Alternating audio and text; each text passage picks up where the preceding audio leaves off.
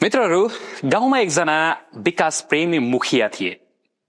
उनी समाज सेवा एकदमै धेरै गर्थे अथवा समाजका मानिसहरूको उन्नति उनी सधैँभरि चाहन्थे। एक दिनको कुरा हो, ती मुखियाले एकजना पण्डितलाई आफ्नो घरमा खाना खानको लागि निम्तो गरे र ती पण्डितले पनि उनको घरमा गएर खाना खानको लागि स्वीकार गरे। हुन्छ, म हजुरले बोलाएको मितिमा हजुरको घरमा खाना खान आउँछु। समय बित्दै गयो। जब त्यो खाना खाने दिन आयो अथवा मुखियाले बोलाएको दिन आयो, त्यसै दिन चाहिँ पण्डित एकदमै बिरामी परे। अनि जब उनी बिरामी भइसके पछाडि ती पण्डितले आफ्ना दुईजना शिष्यलाई बोलाए र भने, बाबुहरू, मलाई मुखिया बाले खाना खान बोलाउनु भएको थियो आजकै दिन, तर हेर न, म त यसरी बिरामी परे, म जान नसक्ने अवस्था भयो। तिमीहरू दुईजना जानु र खाना खाएर आउनु र मुखिया बालाई पनि भन्नु कि गुरु बिरामी हुनुहुन्छ। र गुरुले त्यसो भनिसके पछाडि ती दुईजना उसका चेलाहरू अथवा त्यो गुरुका चेलाहरू खाना खानका लागि भनेर गए। उनीहरू गए र मजाले मुखियाकामा गएर खाना खाए र खाना खाइसके पछाडि उनीहरू फर्किएर आए र फर्किएर आइसके पछाडि एकजना एकदमै खुसीले नाचिरहेको थियो। उसमा हृदयदेखि नै खुसी भएको अनुहार देखिन्थ्यो। ऊ एकदमै खुसी थियो, उसको चमक अनुहारमा देखिएको थियो।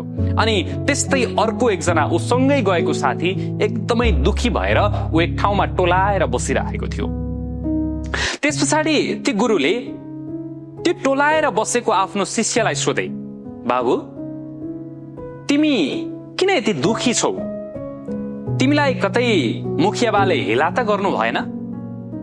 त्यस पछाडि त्यो शिष्यले भने, हेला गर्नु भएन, एकदमै सम्मानका साथ खाना खुवाएर पठाउनु भयो। अनि किन तिमी यसरी एकदमै दुखी छौ? कतै तिमीलाई दक्षिणा नदिनु भएको पो हो कि? होइन, दक्षिणा पनि दिनुभयो। अनि किन त उसलाई चाहिँ दक्षिणा धेरै दिएर तिमीलाई कम दिनुभयो? होइन, दक्षिणा पनि बराबरी दिनुभएको। अनि तिमी किन दुखी छौ त? भन्दै गर्दा शिष्यले भने, आज त त्यति ठुलो मान्छेको घरमा गएको, कम्तीमा पनि 500 भन्दा माथि दक्षिणा आउँछ होला भन्ने सोचेको थिएँ, तर 200 मात्रै दिनुभयो। ऊ त्यही कारणले दुखी थियो। जब उनले त्यो कारण सुने, त्यस पछाडि त्यही कुरा फेरि अर्को शिष्यलाई गएर ती गुरुले सोधे, बाबु, तिमी त एकदमै खुसी छौ, किन यति खुसी छौ आज? त्यस पछाडि त्यो शिष्यले भने, गुरुबा, म आज एकदमै खुसी छु। आज मुखिया बाकोमा जान पाएको मैले त कल्पनासम्म पनि गरेको थिएन। ओहो, खानाका परिकारहरू, लड्डु खाए लड्डु, पेडा खाए पेडा, रोटी खाए रोटी, अन्य विभिन्न मिष्ठान्न, यति धेरै अचार, खानेकुराहरू सबै यति धेरै थियो कि मैले त अहिलेसम्म त्यस्तो खानेकुरा त कहिले देखेकै थिइनँ एकै ठाउँमा। त्यस्तो खानाहरू खाएर आउनु पाइयो। अनि त्यति मिठो खाना सँगसँगै त्यति मात्रै हो र गुरु? मुखिया बाले त हामीलाई बिदा गर्दाखेरि 200 रुपियाँ दक्षिणा पनि दिएर पठाउनु भयो। हेर्नुहोस् त, यो भन्दा खुसीको क्षण त के हुन सक्छ? हो मित्रहरू, दुईजना शिष्यहरू एकै ठाउँमा गएका हुन्। उनीहरूले बराबरी खाना खाएका हुन्। उनीहरूलाई मुखिया बाले पनि बराबरी दक्षिणा दिएर पठाउनु भएको थियो। तर एकजनाले एक्सपेक्टेसन हाई राखेको थियो। त्यत्रो मुखियाको घरमा जाँदा पनि जम्मा 200 रुपियाँ दक्षिणा। यतापट्टि अर्को जो शिष्य थियो एकदमै खुसी थियो, उसले त्यो एक्सपेक्टेसन राखेको थिएन।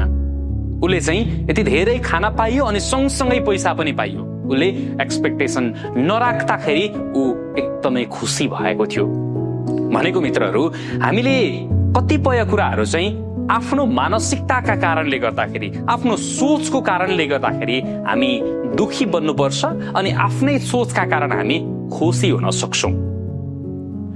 जब हामीले सकारात्मक सोच राख्छौं नि मित्रहरू, हो हामी सानो कुराबाट पनि खुसी हुन सक्छौं। जसरी त्यो शिष्य त्यही कुराबाट एकदमै खुसी भइरहेको थियो, जुन कुरा अर्को शिष्यले पनि प्राप्त गरेको थियो, तर त्यही कुराबाट ऊ चाहिँ दुखी भएको थियो। हो भनेपछि हामीले सधैँभरि सकारात्मक सोच राख्नुपर्छ अनि एक्सपेक्टेसन जति हाई राख्यो त्यति हामी दुखी बन्नुपर्ने अवस्था आउन सक्छ।